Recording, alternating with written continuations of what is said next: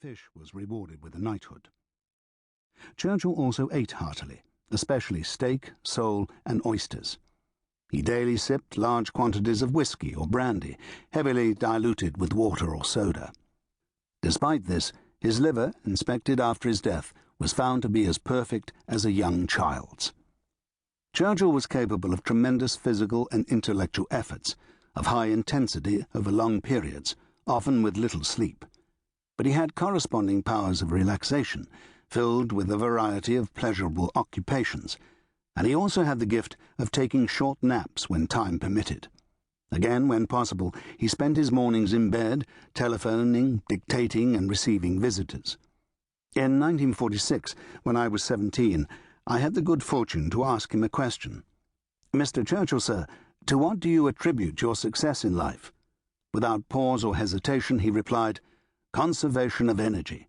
Never stand up when you can sit down, and never sit down when you can lie down." He then got into his limo.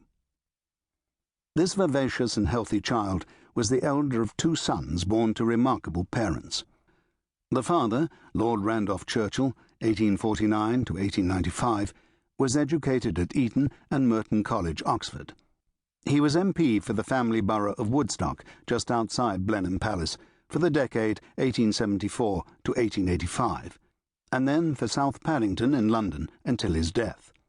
His political life was meteoric, turbulent, and punctuated by spectacular rows. With a few discontented colleagues, he founded a pressure group advocating more vigorous opposition to the Liberal majority, 1880 to 1884, and espousing what he called Tory democracy. But asked what it stood for, he privately replied, "Oh, opportunism, mostly." He also opposed Gladstone's Irish Home Rule policy, which would have made Protestant Ulster submit to an all-Ireland Catholic majority, with the inflammatory slogan, "Ulster will fight and Ulster will be right." He was an impressive speaker, and by the mid-1880s he was one of only 4 politicians whose speeches the Central News Agency correspondents had orders to repeat in full, the other 3 being Gladstone himself, Lord Salisbury, the Tory leader, and the dynamic radical imperialist Joseph Chamberlain. The years 1885 to 1886 marked the apex of Lord Randolph's career.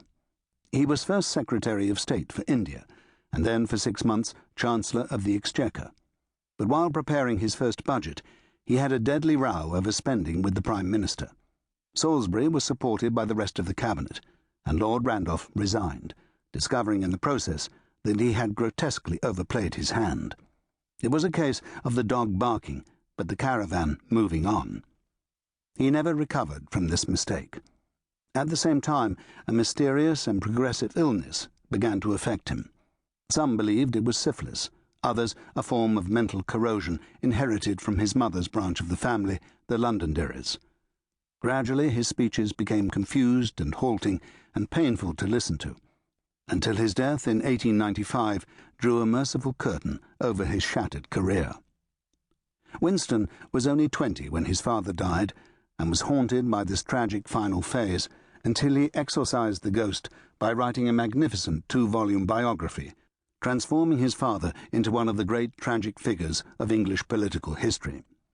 It was a further source of unhappiness for Winston that he had seen so little of his father, first so busy, then so stricken. He remembered every word of the few personal conversations he had had with him. How much Winston inherited from his father, good or bad, is a matter of opinion.